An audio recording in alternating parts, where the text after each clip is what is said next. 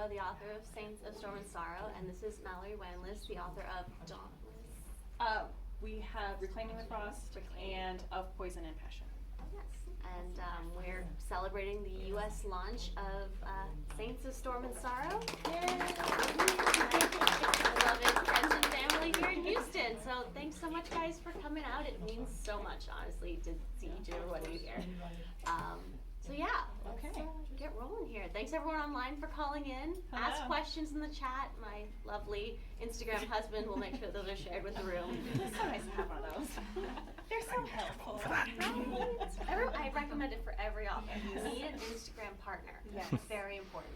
Ideally, one who can also do web design, because I'm not gonna lie, I'm bad. I am bad at it. Yes. And he doesn't have the energy for it by the time he gets home. So, Oh. you know, most of the time it's just drama. It's just drama. I feel that. I'm lucky. So my sister, hire your whole family. My sister There is you a go. professional multimedia marketer. Oh, so man, I she need one of manages those. my website. Anything that looks nice on Canva, that's her. Wow. Just leverage your whole family for unpaid labor. That's good. This is how you make it as a writer. Yes. You pay them in coffee and pastries, Yes. and then you tag them in things. Exactly. It's fair. It's completely fair. So I wanted to ask before this, but I'll ask it now. How did this start? You said it started out with white people. Yes. So it depends how far back you want to go. Okay, well let's go back to the very, very beginning. In the very, very beginning, I had this idea. I wanted a failed child chosen one who is possessed by the goddess of vengeance. And that was my idea. And I tried writing it. I was writing it in high school, finished up the first draft mid-college. Mom, shout out to Mama, she found me a contact at a small press, and I sent it off to them full of hopes and dreams. And they sent me back a whole page of reasons why this was unpublishable. And at the time, I was devastated. Oh, I was like, I am never going to share my original writing ever again. This is the end. That would be the end of my career. And so for about 3 years, I focused on getting a chemical engineering degree. Wow. That was a lot of late nights. There was not a lot of time for creative writing. So I did a lot of focusing on school, got out of school again, and then I started writing again. I started revising the story. I'd come out of school, I had new ideas, I'd kind of grown as a writer, and I started revising the story. And every couple of years I'd revise the story, and finally my husband said, at some point you've got to share these or you're just a story dragon. You're just hoarding them all for yourself. That's great. I'm gonna write a book called Story Dragon. Right? Thank you very much. That was beautiful. I think so. Don't worry, I'll credit you. So in 2018, I started querying seriously with a totally rewritten new version of Saints. And then I found my writing mentor, Mia Sai. She wrote Bitter Medicine, which you should check out. It's amazing. It's a Taiwanese contemporary fantasy that is so zanza and magical, and it's a delight. And I realized you could write really niche Asian fantasy, and there was a market for that. And she pulled me aside and she was like, your characters, they're all Filipino. That's why your story's not working. And I rewrote Saints from the ground up, drawing on Filipino cultural stories and fantasies that my grandmother grew up telling me. I based it a lot on the Tagalog creation story. The story kind of opens with a feminist retelling of the Tagalog creation story, and that's the basis for the magic system. Oh, okay, yeah. so I'm sorry. What is that creation? Can you tell us the creation Yes. story? Is it a really long one? Or? It's not super Okay, long. great. So Do we have time for basically establishes how the Philippine Islands came to be where they are. Ooh. And the setup is, in the beginning, there is the sky and there is the sea, the primordial two spaces. And between them, there's a kite, which is a type of bird of prey, not a child's toy. Confusion point there. And the kite represents the west winds, that's Amihan. And the kite keeps bothering the ocean, and it keeps trying to knock the kite out of the sky by lifting up waves really, really high. And the sky gets annoyed by this. The sky would like the sea to stay down where it's supposed to be, so it rains down these huge stones to pin the sea in place and force it to follow the tides. And this is kind of the beginning of the creation story. And obviously it unfolds longer, explaining how people came to be. Sure. Follows a pretty predictable path. A lot of different cultures' creation stories, you know, land, people, the different cultures, it kind of spreads from there. So It all has the same little seed at the beginning.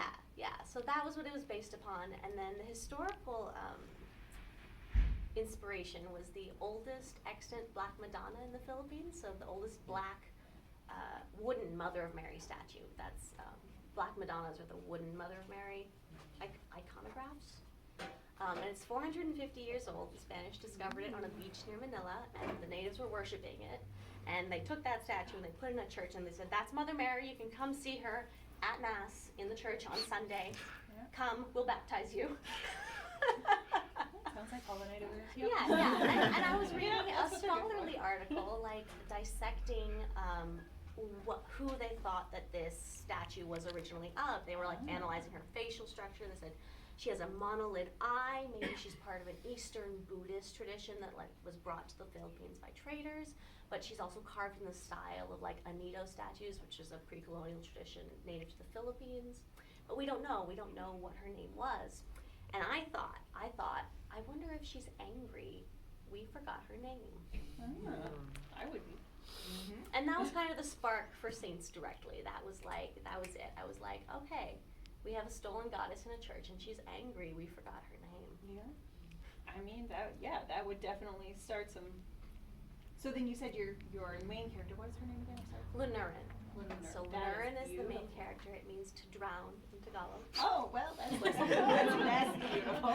But it sounds lovely. It sounds lovely. And I think probably her family meant it like she drowns in blessings. Oh, that's a nice spin on it. Yes. And then it turns out to be a little more literal, maybe? A little more literal, maybe.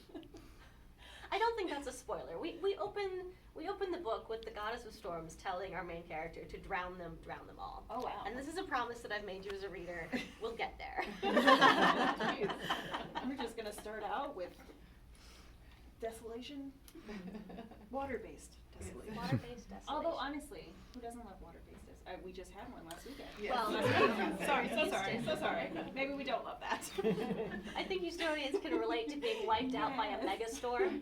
When I wrote it, and then like Beryl came directly, like the eye was gonna pass over our house, I was like, uh-oh, team. I saw your videos of you out there dancing in the eye. Yes. This is a woman who is committed to her craft. Absolutely. I mean, you write a storm-based goddess, like destroying a city with a hurricane, and the eye of a storm passes over you, you gotta take that moment. The universe is sending you this storm on purpose. You need to get out there and use it. Absolutely. And you did, and it was a very good video. You could milk that thing for a while. Right. That's how that goes. Yeah. Right. Everything can be marketing.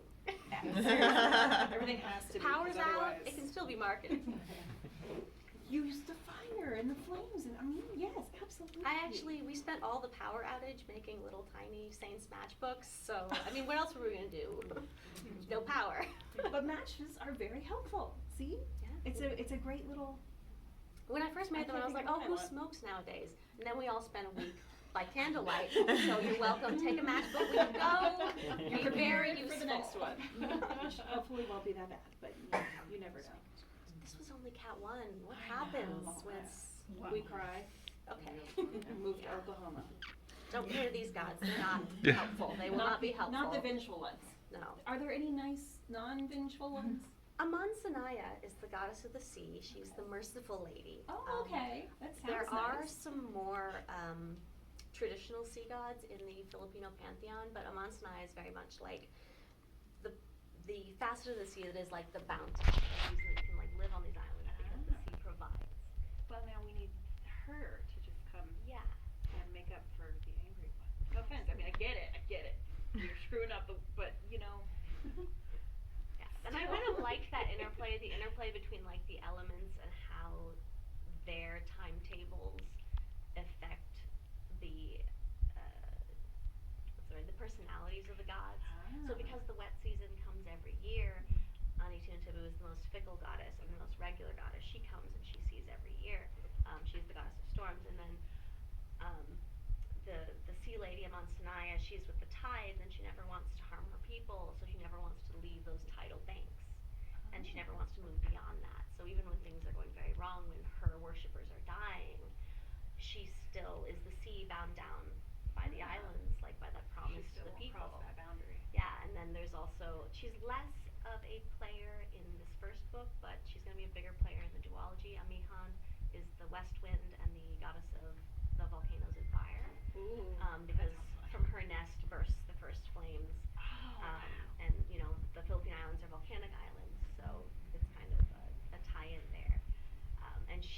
sleeps really long between wakings because you don't want your volcano waking out. So a lot of book 1 is spent making sure that Amihan stays sleeping. Is that the wise? Yes, the fire tenders, that's their job. Just keep the goddess happy and sleeping, and you don't want her to wake up. We could, but that would be devastating. Nobody wants that. We're fine. Just one thing at a time. Yeah, so it was a really fun elemental magic system to play with. I bet. So does your main character have any direct magic? Yes, my main character is a Stormcaller. She is a worshipper of Anitun Tabuz, the storm goddess of vengeance. Wow. So what kind of storms? Like, is it just lightning, or can she also control rain? What does she do with it? Is that something we can talk about? All of the above. Okay, she sounds Wind, super fun. rain, mist, clouds, lightning, typhoons. So any big, serious weather. Any big, serious weather. Can she do tornadoes? Do they Yes. have those? in They the have. Philippines? They are more rare than, say, Texas. We're very Okay. familiar with tornadoes, but they do have cyclones and they do have twisters. So yes, we do get some water cyclones. Ooh. I had fun with the water cyclones. Yeah, that would be interesting. Potentially terrifying. Absolutely Yeah, terrifying. they're like teeny tiny hurricanes. Just a lot less predictability. Can she make a hurricane? Yes. Ooh, does she make a hurricane? Yes. Okay. She's the storm burner. I mean, all right, silly question. I don't feel like that's a spoiler. Like, it's pretty well set up from the prologue. I feel like I can let you guys have that one. She's gonna bring the rain, guys. Yes. All of it. Yes. Which is why I felt pretty bad when, again, Beryl came straight for us. I was like, oh no! Because that's the other thing. Like, Stormcallers don't live on the islands. They, like, work with the Storm Fleet and they guide typhoons around the archipelago because that's kind of their role in society before the colonizers come. And then the colonizers shatter the Storm Fleet and the Stormcallers go into hiding on the islands. And suddenly typhoons don't go around the islands. Oh. They come in and start causing more and more damage. Yeah, that Yeah. sounds devastating. Yeah. So when is the time, like what's the technology? Are we like medieval time or like So this is set current? right at the beginning of Spanish colonization. Oh, okay. If I had to nail it down to a date, like 1630. Oh, wow. Mhm. Okay, so we've got some tech, but not a whole lot. Some tech, but not a whole lot. And it's an island, so they're a little more isolated. Yeah, not a whole very lot. isolated from the rest of the Spanish Empire. Anything that comes over that's 6 months away. Then, you know, they're 6 months away from wreaking more havoc. She's got plenty of time. Plenty In of 6 months, time. plenty of time. She can wreak her own havoc in that time period. I have a list of questions. I'm sorry, I'm not ignoring you people. I'm here on purpose. Oh, okay. Is there romance? Is it a love story? Can I ask that question? Absolutely. Give me a second. Sorry. No, you're good. I feel a tickle coming on. I'm trying not to have a hacking fit. You don't want to cough on all of these other people? They don't mind. It's fine. We're all family now. We are mostly all family now. Mom's prepared. She's great. Mom's prepared. So I originally actually queried this as a romantasy, Oh. but my publisher ultimately said, no, this is an epic fantasy with a strong romance plot. I don't know what that means, but it probably means something for shelving. Just like the romance isn't the point of the story. It's just really, really good. Yes. So, nope, I didn't catch it. Let's see. So there's actually a love triangle. The setup of the story is that Lunarin has been in hiding in a convent for the last 10 years, and she has a whole life in this convent. She has a lover, Catalina, who's another nun, and Catalina's sister is kind of like, they make sure she's, growing up all right.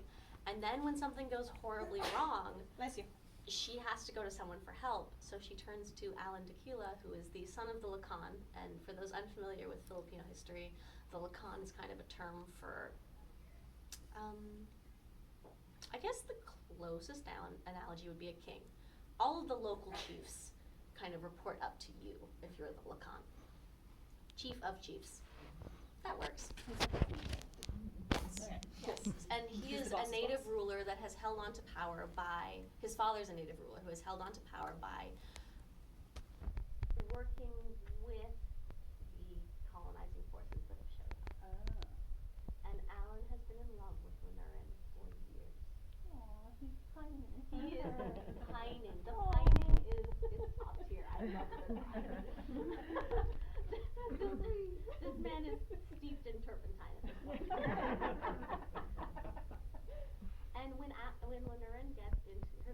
into a lot of trouble and she's been accused of blasphemy, and the only way out is to no longer be a ward of the church. And so Alan and Catalina conspire. They say, no, she's not a ward of the church. They're engaged. Merrin's engaged to the son of Lacan. You absolutely can't try her for blasphemy. So it ends up this whole marriage of convenience plot.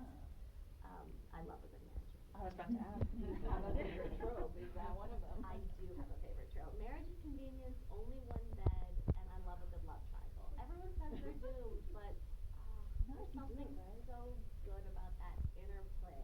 The two folks you love for totally different reasons and in totally different ways. I was saying in the talk there's a love triangle that ends up just being a throuple. Because they all just end up getting along so well. I'm so happy for you. Not what I had planned, but I tried to make the throuple here work so hard. I'm sorry if this is a spoiler. Spoiler alert, close your ears if you don't want it. But in earlier versions of this book, I had such a beautiful little polycule shape happening. Yes. And then Catalina became a Catholic. oh.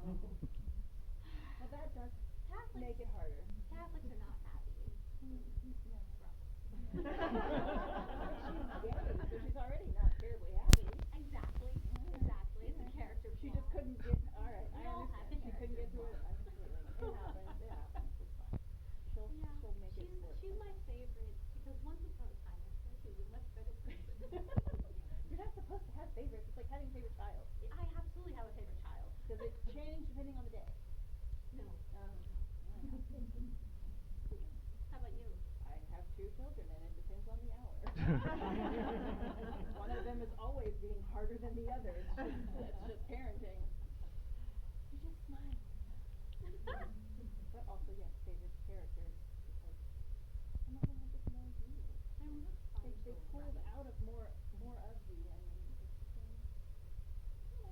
that's the best version of you or the worst version. I like giving each character one really, really turn to the max trait Ooh. and letting them run with it until she hits it.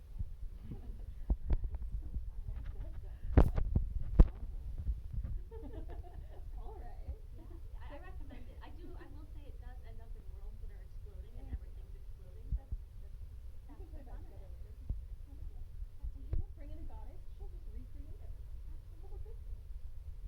That's why that's why it's good. That's the magic component. Actually, that's something I never could get with sci-fi. I love sci-fi shows and movies, but I can't do it in books. Because they spend so much time convincing me why it works. Like, oh, it's there. You tell me it works, I believe you. Oh my goodness. Just let it be. So my day job, I am an engineer, and everyone says, oh, well, why don't you write science fiction? And I go, the last time I tried to write a science fiction short story about a water world made of, like, tubes of water, I calculated the water hammer that would be caused by closing a door in this facility, and it generates the power of nuclear fusion of the sun. Wow. And at that point, I was like, well, the whole story collapses now if I close a door. And then my husband looks at me and he goes, no one else cares about that. Bad theory, please. Okay. You can just tell us it'll work. It's So fine. that's why I write fantasy, where I can just say, the storm happened. We're moving on. Let's not discuss It's a thing. the electromagnetic pulses between the clouds and the sky that had to make that specific strike happen. I actually did the math on that. I believe you. One mistake. No. It sounds very interesting, but it also sounds like it gives me a headache. I'm not a fan. That's a lot of it. Well, one, clearly it's your day job, yeah? True. Now, do you ever intend to have this be your day job? Or is this just like a side thing you just want?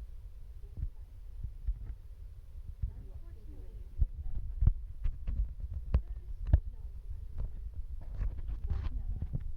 I hate saying that because there's always a young writer in the crowd, and they always want to talk about getting into writing, and I'm like, have a solid day job. Or a spouse with a solid day job. I'm looking at you, honey. You made this dream possible. I Don't can look at them recommend also. marrying rich, Ooh, having money, Mhm. or a job that lets you off at 4 p.m. and doesn't call you. I don't think it'll ever happen. It's great, can recommend. Yeah. Find a spot where you're not on the first call list. It took me a few years to get there, but Yeah. now when something's on fire in the field, They don't call you? they don't call funny. That's nice. How lovely for you. You go to work, you do your job, you go home and it's over. And then I do my other job. Your fun one, where you get to kill people. Do you kill people? Yes, people die. People that we like, will we be sad? Are we going to be cursing you? I can't tell you that. Fine. Although I have been told that people are going to send me therapy bills. This Sorry is in therapy advance. for those of us who can't afford it. Yeah, no, this was cheaper than any therapy I've tried. Writing this, so for me, this was cathartic. For you, I apologize. Less cathartic, more just trauma. All the trauma. But it's fun. It's fun. I keep telling people that this book is fun, and then they look at me and they go, I don't think I would describe it as fun. But writing it was fun. That's different. It's different when it's fun to write than when it's fun to read. I do think I have funny moments. Well, that's good. I think you can laugh in between the crying about generational trauma. Well, all right. I'm glad that you included that for the rest of us. Goodness, it's going to be a whole thing. And you said it's a duology. It is a duology. I am currently writing book 2. Book 2 is set 2 or 3 years after book 1. So this doesn't end on like a super intense cliffhanger? No, It doesn't. no. This is essentially a standalone. And Okay. then 2 or 3 years later, we pick up with the consequences of washing a palisade into the sea. Whoops. It happens. It happens. And then we get to find out what happens. Do you have a name for that one yet? I cannot share it Oh, yet. fine. You and your spoilers. Unfortunately, Whatever. I can tell you though that it took a long time. So Saints of Storm and Sorrow, like that is such a perfect fantasy name. Like it fits all the metrics and the alliteration, and it fits the book perfectly. Oh, I love that. So I realized I was never going to be able to recreate that for book 2.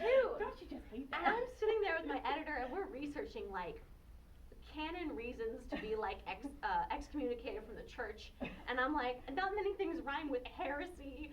She's over there going, apostate is not a word we can put on the cover of a book. Oh, goodness. We did come around to a good set of words for a title that matches this setup, but I thought that apostate was a great word for the cover of a book. Yeah. If you ever drop your publisher, you can put whatever you want on the cover of your book. Self-publish, and you can just I couldn't sell pay it. all the, you have to pay for all the things. But then you get all the money. Well, that's the upside. Well, yeah. But there's a lot whole lot that I can't do. So I was really happy to have someone handhold me through the whole process. Yeah, that would have been nice.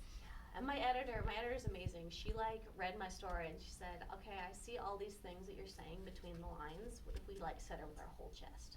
If you read a whole scene just about that, like one little thing you've got between the lines. And can there be more dragons? I'd like there to be more dragons. Oh, you didn't say there were dragons. Yes. See, that's all you have to tell me. I'll buy it. Let's go. tell me about your dragons. Absolutely. What do they look we like? have the Philippine Bacanawa or Laho. It's a Philippine sea dragon that is known for swallowing the moon and causing eclipses. Oh. Yes, I and so don't know it's, if I want to be friends with that one or scared of that one. you should be probably scared. Okay, cool. It's kind of the duty of the people to all get together when there's eclipse. You make noise and music and you scare the Bacanawa away so it'll release the moon. Because there used to be 7 moons and the Bacanawa ate all of them. Rude. So rude. So if we don't want to lose our last moon, We gotta we scare it gotta off. scare it off. Okay, okay. Do they fly? Or do they like swim through the air? I'm trying to picture, Yeah. and all I really got are like European dragons and Japanese dragons. I don't know what. I'd go Filipino closer to dragons like a Chinese dragon. It's got a horned face. Wait, I have art. You have Where's art? my art? Pass. Do me a solid. There's a bookmark over there. Yes. Ooh. So, can everyone see this? So this is the Bacanawa. I made this art. I'm Like you obsessed. drew it? Yes. So he's I like got that. a horned face and lots of frills, and it can kind of fly.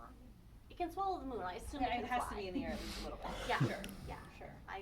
That's the setup I imagine. I So, like that. I yeah. like that. And it's I have scary. some short stories focused on the Bacanawa. So this was actually made originally for Dying Rivers and Broken Hearts, where I wrote a story about saving the Bacanawa of the Pasig River in Manila Bay. It was a true historical fantasy. This is more Oh. secondary world. I got nervous at the last minute. I was afraid people would be angry. So I pulled a Poppy War and I slightly changed all the names. That's fine. People are gonna be angry no matter what.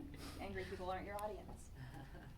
but they do show up in your Goodreads. They do. And they don't be that guy. Okay, don't be that guy. If you don't like it, just don't tell anybody. Yeah, It's fine. yeah, just don't tell me. You can tell other people, I don't That's mind. fair, that's fair. Just But don't tell like, me. and have a valid reason. Don't just be like, it was awful. Okay, but why? Why was it awful? Were the characters unbelievable?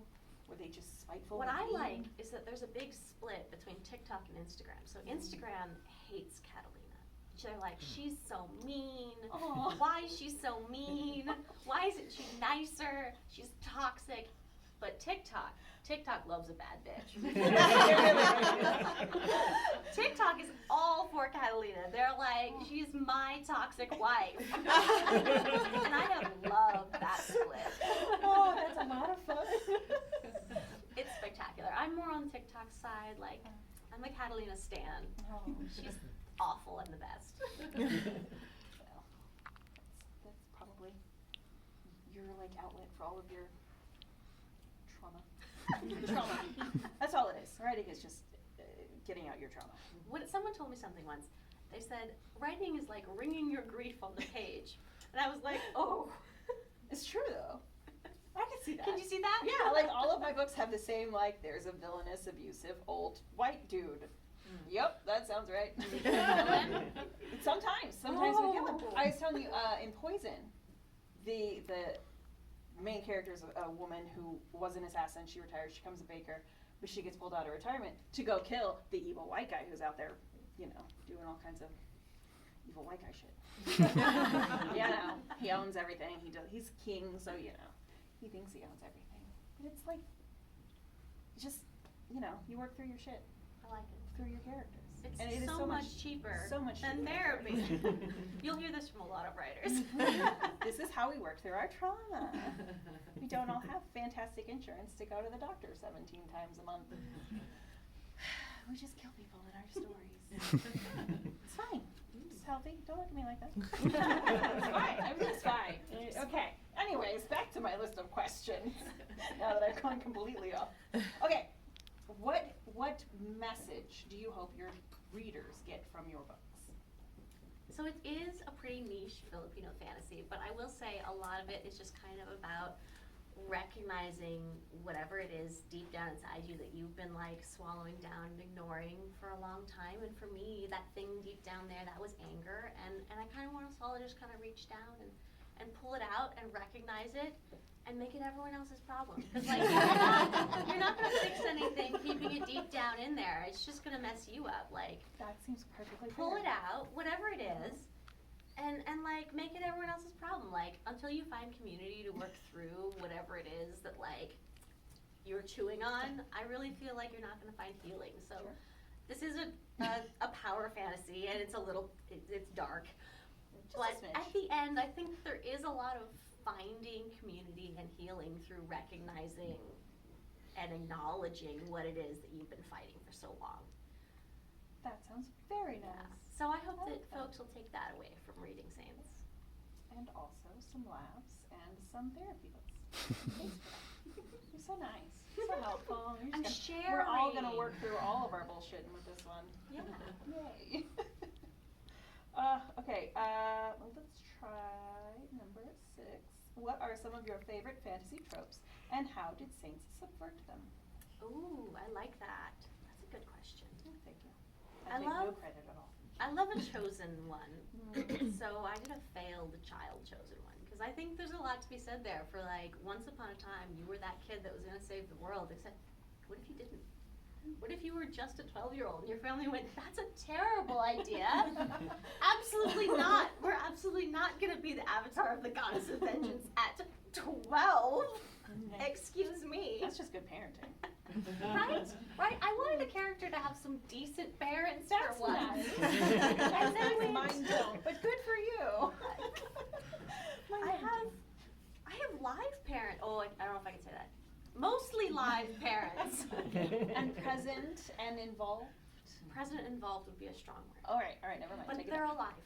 They are alive, and that they is made really good saying choices something. when the characters were young. They protected them from becoming a prophecy. Yes. At So least for subverting a little that. while. A decade, you said. For a decade. Yeah. So That's pretty good. the story opens with the character falling prey to the demands of the gods. and her family going, no, that's a bad idea. We're going on a little sabbatical. We're going into hiding.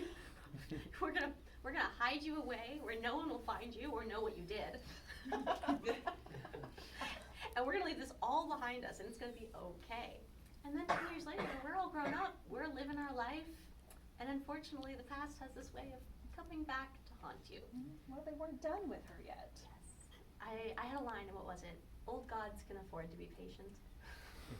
Yeah, that makes perfect sense. And they were, and then they weren't. Until they weren't. And everybody's got their limits, even deities. And sometimes their limits are a little bit less friendly Less friendly. and a lot less accommodating to what she wants. Yes, that is the problem with a hurricane. It's not exactly targeted vengeance. We know hurricanes here in Houston. It's Full-blown just destruction. destruction. I love it. Wide scale, everywhere. The sea will rise, and we're an island. We don't have very far for the sea to rise. Nowhere to 2, go. you'll pull the whole island under the sea. Poor island. So there's definitely that tension of, yes, we could call it a typhoon of the century. However, we're on an island 10 feet above sea level. Oh, that's a terrible idea. That's a terrible, It's a- although it's she a did want to terrible idea. flood everything, so that would be a very efficient way to do that. I think that caused some confusion, the like tagline, drown them all, but a hurricane on an island It would for sure. is a lot of storm surge. I've seen pictures of the Caribbean after barrel. I'm like, some of those islands are just gone. Just gone, Just gone. off the face of the Mhm. sea. It's just devastating. And you went and did that on purpose. Sorry. I don't think you're sorry at all. It was entirely and maliciously on purpose. But I support you. It's a I good story. appreciate that. I am a supporter of all things violence and maliciousness. Let's just do it all. Okay, I'm going to pick a random number. Ooh, I like number 13 because it's a good one. Can you talk a bit about the mythology? Never mind, we already did that. We did that, we touched on it. Whatever. All right, so you said you started this one in high school. You queried for was it 5 years? 4 years? I've been querying seriously since 2018, but I've lost track of time. It's 2024, so that's your math. That's 6 years-ish? I got my agent in 2020. Oh. No, in 2022. Okay, so then from So, getting an agent to 2018. now, it still takes a couple years. Yes. Okay, so you We have so much actually patience. went on sub within like 4 months of me getting an agent, and the book sold Wow. within a month. Wow. So then the rest that's of that very was just impressive. working through the very, very slow process of TradPub, which was like 4 revisions, copy edits, proof edits, running it through my Tagalog checkers to make sure I hadn't misspelled anything. That's good. That's very important. Yes. Shout out Auntie Rosie, making me not sound like an idiot because it turns out I only speak Tagalog, not read or write it. Oh, well, now you know a little more. And in the next book, I'm sure you'll know even more. Maybe. Did you get to have any say on the cover? So I got to have detail tweaking at the end. Okay. We worked with Miss Natmac. You can look her up on Instagram. She does beautiful work, and we sent her kind of descriptions of the characters, some like book vibes, things, and she came up with this amazing, intense pose.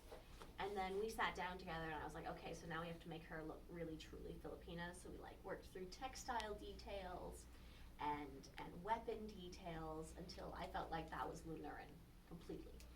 She looks like a badass. I like the lightning in her hair and everything. Yes. So is this all one weapon? Because So- that looks very cumbersome. So technically, it's I would supposed to kill just myself. be a spear. I don't actually know where the sword bit came from. Because it's fun. I think the artist just thought it would look cool. Yeah. I mean, she's not wrong. It does look And cool. and there have been some amazing cosplayers who y'all should check out. I Oh. share them on my Instagram. They are cosplaying as Lunarin, and that's been so Oh my magical. gosh. That's Rosa Dress amazing. and give me a second here. Feelsbender on Instagram. Okay. They made all my author dreams come true by Huh? dressing up as Lunarin and sending me pictures of That is, them like, in a top storm tier. on a beach Fantastic. bending lightning. Oh my gosh. I'm so happy for you. That's was amazing. delightful. I bet. Did you cry? Because I would have cried. I cried. I Yeah. absolutely Yeah, cried. yeah, yeah. That's the appropriate reaction. I've done a lot of crying since the book came out. Yes. I cried when I got videos of the book, like in the Mall of Asia in Manila. Oh, wow. When I would have cried at that oh too. yeah, oh yeah. I didn't know if it was gonna get to the Philippines, like physically. My publisher couldn't answer that for me. But then, like Week of Publishing, my cousin's like, look, there's a whole table of your books. Oh my gosh, That's amazing. and I was weeping. Congratulations. Now you have to go there and take pictures in person. Yes, absolutely. I think Get on that's that. a trip my publisher right. should bankroll. Yeah, for sure. It's a business trip. Business trip. Yeah. Business It's for expense. PR and Yeah. fun. That's what I keep saying about all these outfits. It's part of the whole vibe. Oh yeah. I am You really turning my embrace the whole entire thing. wardrobe into a book look. This is my new thing. Absolutely. Like blue and gold. This is I was all gonna I'll ask, wear. is the gold, like culturally, is there a lot of gold in the Philippines? The gold culture in the Philippines is a whole kind of historical chapter on its own. It doesn't feature too hugely in the book. I touch a little bit on tambourine jewelry, which is a kind of wire, detailed gold wire bending